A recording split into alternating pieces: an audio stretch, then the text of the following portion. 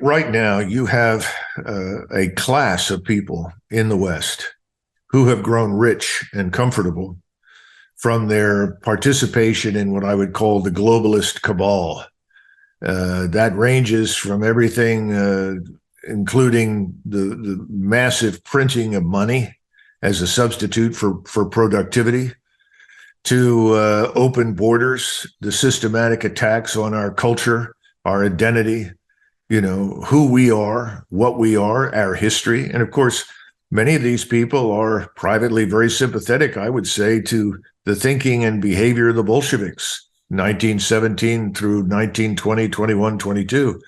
And much of what you see happening in the United States, particularly this business about men and women and erasing the differences and pretending there are none, all sort of business, that was all very prevalent.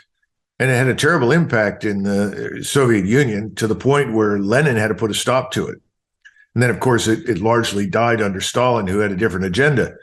But if you go back to the first people that were in the Bolshevik Party, these Trotskyites and others, what you're hearing from a lot of these people is very similar. You go back to Leo Strauss in the United States, who led this whole neocon crusade from the very beginning, and he's heart and soul with the Bolshevism that I was just describing. And he used to lecture people saying the day is going to arrive and we'll realize there is no difference between the sexes. None of this works. It will all collapse.